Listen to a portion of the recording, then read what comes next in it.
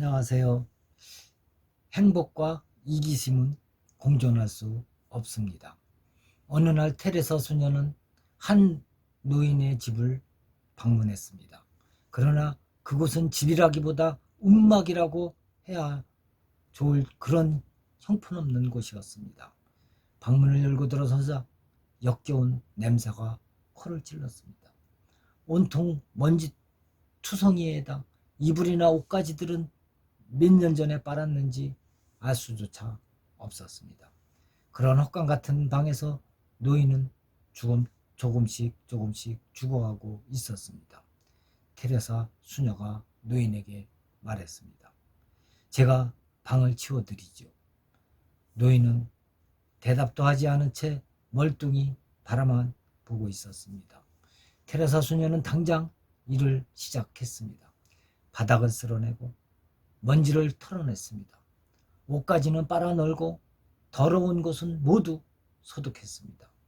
그렇게 청소를 하다 테레사는 구석에서 조그만 등을 하나 발견했습니다. 먼지에 뒤덮인 낡은 것이었습니다. 이 등은 뭐죠? 손님이 오면 켜는 등이라고. 테레사는 등을 닦으면서 노인에게 다시 물었습니다. 별로 켤 일이 없는 모양이죠. 몇 년 동안 한 번도 켜지 않았어. 누가 죽어가는 이 늙은이를 만나러 오겠어. 노인은 가족도 없이 또 찾아오는 사람도 하나 없이 그렇게 쓸쓸히 살아왔던 것입니다. 노인은 먹을 것보다 사람이 더 그리운 듯 했습니다. 이윽고 테레사 수녀가 말했습니다. 제가 자주 오겠습니다.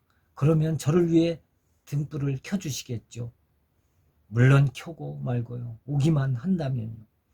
그 이후 테레사는 자주 그 노인의 집에 가 봉사를 했습니다. 자신이 가지 못할 때는 동료 수녀를 보냈고 이제 노인의 방엔 거의 매일 등불이 켜져 있었습니다. 노인은 더 이상 쓸쓸하지 않았습니다. 늘 찾아와 집안일도 해주고 이야기도 해주는 테레사 수녀와 동료 수녀들이 너무도 고마웠습니다. 그로부터 2년 후 노인은 편안히 죽었습니다.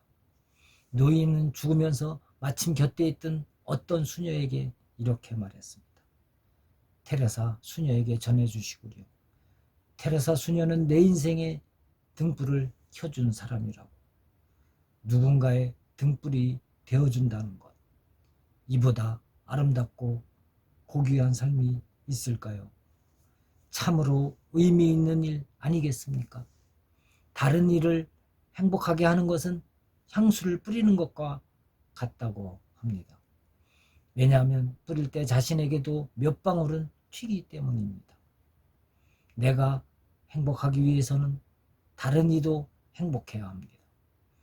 다른 이와 상관없이 나만의 행복이란 존재하지 않기 때문입니다.